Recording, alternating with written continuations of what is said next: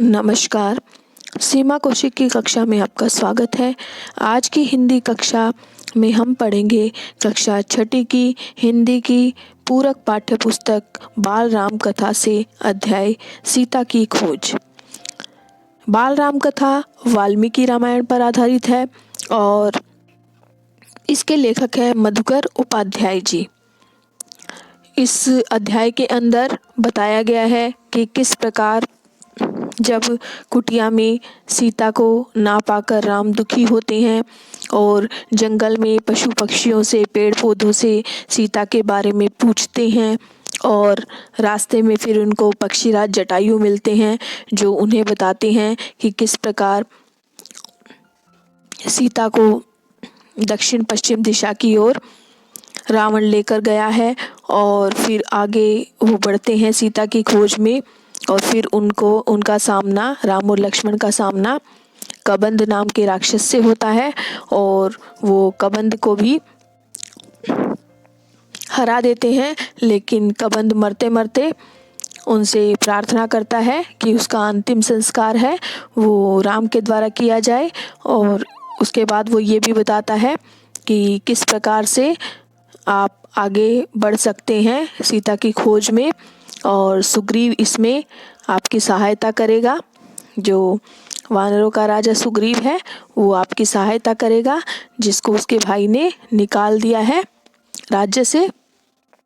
इसके अलावा कबंध ये भी बताता है कि आप जाने से पहले वहाँ आगे बढ़ने से पहले आपकी एक शिष्या है शबरी, यानी कि वो आपका बहुत समय से इंतज़ार कर रही है, इसीलिए आप उससे मिलते हुए जाइएगा। उनको शबरी को मतंग ऋषि के आश्रम में जो रहती है वहाँ पर आप शबरी को अपने दर्शन देते हुए आगे बढ़िएगा।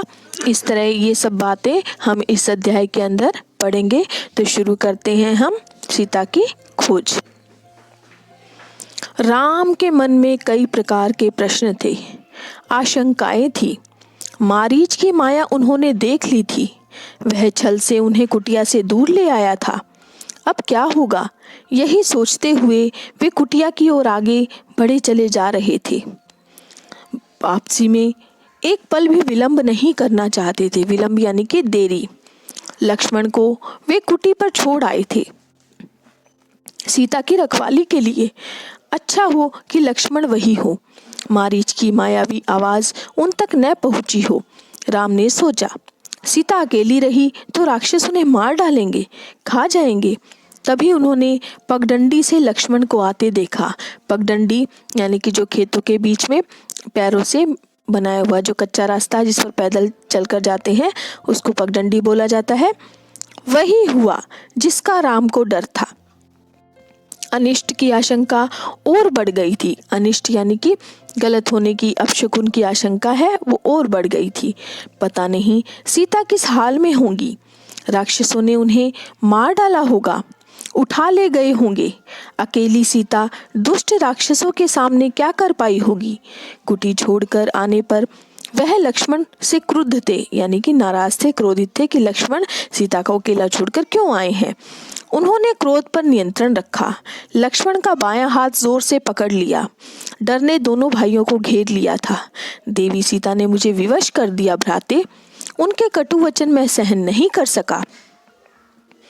यानी कि मजबूर कर दिया था सीता ने राम को ढूंढने के लिए, इसलिए लक्ष्मण को आना पड़ा सीता को छोड़कर। वो बताता है और कड़वी बातें जिस प्रकार से सीता ने उसको कही थी वो लक्ष्मण सहन नहीं कर पाए। ये सब बातें लक्ष्मण राम को बताते हैं। कटाक्ष और उलाहना नहीं सुन सका।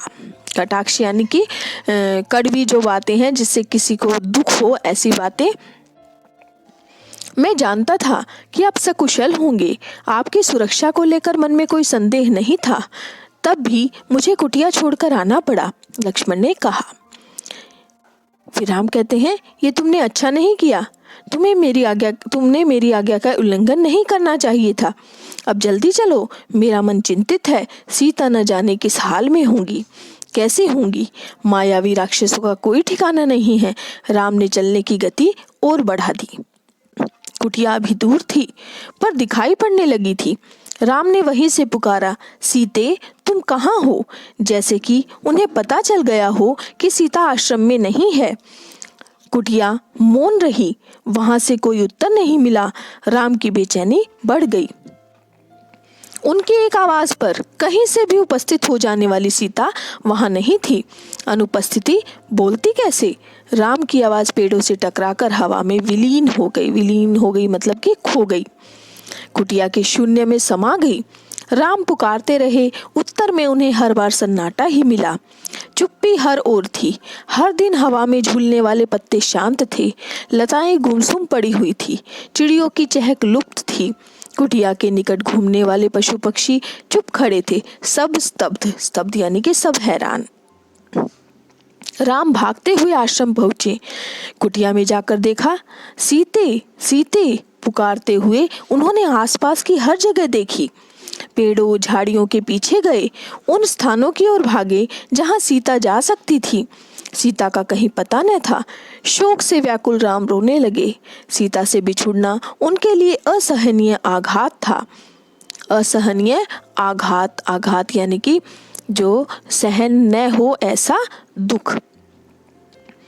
तो वो हर जगह जाते हैं, तो वहां पर वो हर जगह देखते हैं कि किस प्रकार से सीता कहाँ मिल सकती है। वे सुध-बुध भुला बैठे। विरह में वे गोदावरी नदी के पास गए। उससे पूछा, तुमने सीता को कहीं देखा है? नदी ने कोई उत्तर नहीं दिया। वे पंचवटी के एक एक वृक्ष के पास गए। सबसे पूछा, कोई सीता का पता बता दे। हाथी के पास गए। शेर से पूछा। फूलों के पास रुके। चट्टानों पत्थरों से प्रश्न किया। शोक संतप्त राम भूल गए। शोक संतप्त यानी कि दुख में डूबे हुए।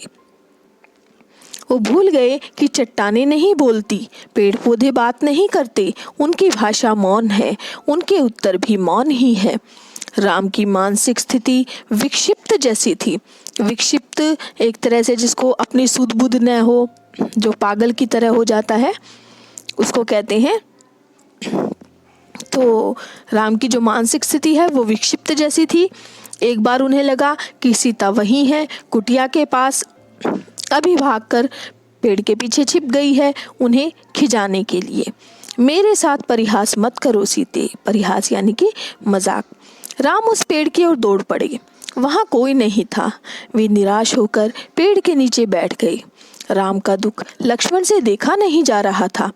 उनका व्यवहार सहन नहीं हो रहा था। वे राम के निकट गए। विलाप करते हुए राम ने कहा, मैं सीता के बिना नहीं रह सकता। तुम अयोध्या लौट जाओ लक्ष्मण। मैं वहां नहीं जाऊंगा, यहीं प्राण दे दूंगा। मैं सीता के साथ आया था, उसके बिना कैसे लौटूंगा? नगरवासियों को क्या मुंह दिखाऊंगा? तुम जाओ, मुझे यहीं छोड़ दो। आप आदर्श पुरुष हैं, आपको धैर्य रखना चाहिए। इस तरह दुख से कातर नहीं होना चाहिए। दुख से कातर यानी दुख से व्याकुल, बेचैन। हम मिलकर सीता की खोज करेंगे। वे जहाँ भी होंगी हम उन्हें ढूंढ निकालेंगे। सीता हमारी प्रतीक्षा कर रही होंगी। लक्ष्मण ने उन्हें ढाढ़स बंधाते हुए कहा। ढाढ़स यानी कि धैर्य। राम शांत हुए, पर थोड़ी ही देर में हा प्रिय कहते हुए पुनः विलाप करने लगे। इसी बीच आश्रम के आसपास भटकने वाला हिरणों का एक झुंड राम लक्ष्मण के निकट आ गया। राम को लगा कि हिरण सीता के बारे में जानते हैं, उन्हें कुछ बताना चाहते हैं। तो राम पूछते हैं, हे मृग, तुम ही बताओ सीता कहाँ है? राम ने पूछा। हिरणों ने सिर उठाकर आसमान की ओर देखा और दक्षिण दिशा की ओर भाग गए। राम ने संकेत समझ लिया, हमें सीता की खोज दक्षिण दिशा में ही करनी चाहिए। उन्होंने लक्ष्मण से कहा, हिरण उसी ओर गए हैं। वन में भटकते हुए उन्होंने एक टूटे हुए रथ के टुकड़े देखे। मरा हुआ सारथी और मृत घोड़े भी थे। वन में रथ का क्या प्रयोजन? उसके टूटने का क्या अर्थ? राम असमंजस में पड़ गए। लगता है थोड़ी देर पहले यहाँ संघर्ष हुआ है, लक्ष्मण ने कहा। यह पुष्पमाला वही है जिसे सीता ने वेणी में गूंथ रखा था। वेणी यानी कि चोटी। निश्चित तौर पर सीता राक्षसों के चंगुल में फंस गई है। वह माला संघर्ष के दौरान वेणी से टूटकर गिरी होगी। पर यह रथ कैसे टूटा? राम सोचने लगे, सीता के संघर्ष से यह नहीं टूट सकता। अवश्य किसी ने राक्षसों को चुनौती दी होगी, उनसे युद्ध किया होगा। वहां से थोड़ी ही दूर राम ने पक्षीराज जटायु को देखा, पंख कटे हुए, लहूलुहान, अंतिम सांसें गिनते हुए। हे राजकुमार, सीता को रावण उठा ले गया है, मेरे पंख उसी ने काटे हैं। सीता का विलाप सुनकर मैंने रावण को चुनौती दी, उसका रथ तोड़ दिया, सारथी और घोड़ों को मार डाला, स्वयं रावण को घायल कर दिया, पर मैं सीता को नहीं बचा पाया। रावण उन्हें लेकर दक्षिण पश्चिम दिशा की ओर उड़ गया। कहते कहते जटायु ने प्राण त्याग दिए। राम ने आगे बढ़ने से पहले जटायु की अंतिम क्रिया की। वे सोचते रहे, पछताते रहे, यह कैसा विधान है। मैं तो कष्ट में हूं ही, मेरी सहायता करने वालों को भी इतना कष्ट। राम की आंखें नम हो आई। उन्होंने जटायु को अंतिम बार प्रणाम किया। जटायु ने सीता के बारे में महत्वपूर्ण सूचना दी थी। रावण का नाम बताया, दिशा बताई जिधर सीता को लेकर वह गया। राम जटायु की चिता के पास मौन खड़े थे। यह समय विलाप करने का नहीं है, हमें तुरंत दक्षिण पश्चिम दिशा की ओर जाना चाहिए। सीता इधर ही होंगी, उधर ही होंगी। लक्ष्मण ने तत्परता दिखाई। आगे का मार्ग और कठिन था। राम और लक्ष्मण को लगभग हर दिन राक्षसी आक्रमणों से जूझना था। अनेक कठिनाइयां आई, अवरोध मिले, अवरोध यानी कि रुकावटें। दोनों राजकुमार प्रत्येक बाधा पार करते हुए गए। उनके सामने लक्ष्य स्पष्ट था, दिशा तय थी, उन्हें कोई नहीं रोक सकता था। वन मार्ग जितना कठिन होता गया, उनकी दृढ़ता बढ़ती गई। वनवासी राजकुमार प्रतिदिन सुबह उठते और दक्षिण दिशा की ओर चल पड़ते। एक दिन यात्रा के प्रारंभ में ही एक विशालकाय राक्षस ने उन पर आक्रमण कर दिया। उसका नाम कबंध था। कबंध देखने में बहुत डरावना था। छोटे मोटे मांसपिंड जैसा, गर्दन नहीं थी, एक आंख थी, दांत बाहर निकले हुए, जीभ सांप की तरह लंबी और लपलपाती हुई। राम लक्ष्मण को देखते ही कबंध प्रसन्न हो गया। उसने दोनों हाथ फैलाए, एक एक हाथ से दोनों भाइयों को पकड़कर हवा में उठा दिया। उसे मन मांगा आहार मिल गया था, बैठे बिठाए, पर वह अपने शिकार को भुजाओं में लपेटकर मुंह तक ले जाता इससे पहले ही राम लक्ष्मण ने अपनी तलवारें निकाल ली। एक झटके में कबंध के हाथ काट दिए और उसके हाथ धरती पर गिर पड़े। कबंध उनकी शक्ति और बुद्धि पर आश्चर्यचकित रह गया। कौन हो तुम दोनों? उसने पूछा। हम अयोध्या के महाराज दशरथ के पुत्र हैं, राम और लक्ष्मण। रावण ने राम की पत्नी सीता का हरण कर लिया है, हम उन्हीं की खोज में निकले हैं। राक्षस कबंध ने राम के बारे में सुन रखा था, साक्षात उन्हें देखकर प्रसन्न हो गया। उसने कहा, मैं सीता के संबंध में कुछ नहीं जानता, लेकिन तुम दोनों की सहायता का उपाय बता सकता हूँ। मेरा एक छोटा सा आग्रह स्वीकार करो, तुम मेरा अंतिम संस्कार करो। यानी कि राम को वो आग्रह करता है, प्रार्थना करता है कि राम उसका अंतिम संस्कार करें। राम ने इस पर सहमति व्यक्त की तो कबंध बोला, आप दोनों पंपा सरोवर के निकट ऋष्यमुख पर्वत पर जाएं। वहां वानर राज सुग्रीव का क्षेत्र है। वे निर्वासित जीवन व्यतीत कर रहे हैं। निर्वासित का मतलब कि निकाले गए, कि उन्हें अपने राज्य से उनके भाई ने निकाल दिया है, वो बताता है। तो बताता है कि वो निर्वासित जीवन व्यतीत कर रहे हैं। सुग्रीव से मदद का आग्रह कीजिए, उनके पास बहुत बड़ी वानर सेना है। सुग्रीव के वानर सीता को अवश्य खोज निकालेंगे। कबंध की सांसें टूटने लगी थी, उसका अंत निकट था। राम और लक्ष्मण को अपने निकट बुलाते हुए उसने कहा, पंपा सरोवर के पास मतंग ऋषि का आश्रम है, वहीं उनकी शिष्या शबरी रहती है। आगे जाने से पूर्व शबरी से अवश्य मिल ले। यही बोलते बोलते कबंध ने प्राण त्याग दिए। राम ने अपना वचन पूरा करते हुए उसका अंतिम संस्कार किया और पंपासर की ओर चल पड़े। कबंध की बातों से राम को बहुत ढांढस हुआ। सीता तक पहुंचने की आशा बलवती यानी कि और बढ़ गई थी। सीता तक पहुंचने की उनकी जो आशा है। राम को सुग्रीव की क्षमता और उसकी वानर सेना की शक्ति का पता था। वे जल्दी सुग्रीव तक पहुंचना चाहते थे।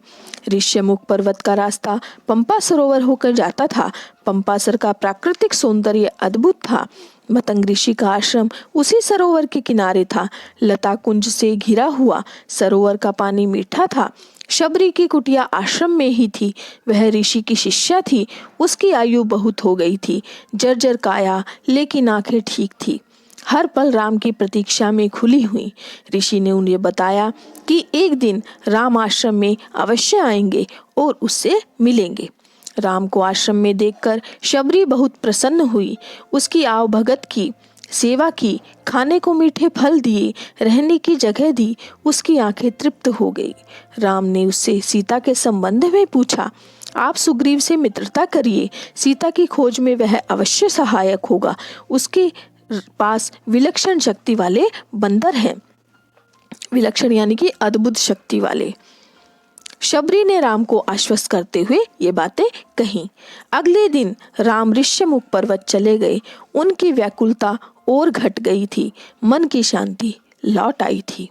यानी कि अब राम के मन में उम्मीद जाग गई थी कि वो सीता से मिल पाएंगे, सीता को खोज पाएंगे। तो उनको थोड़ी सी उनकी चिंता कम हो गई थी। तो आपको ये अध्याय अच्छी प्रकार से समझ आ गया होगा। धन्यवाद।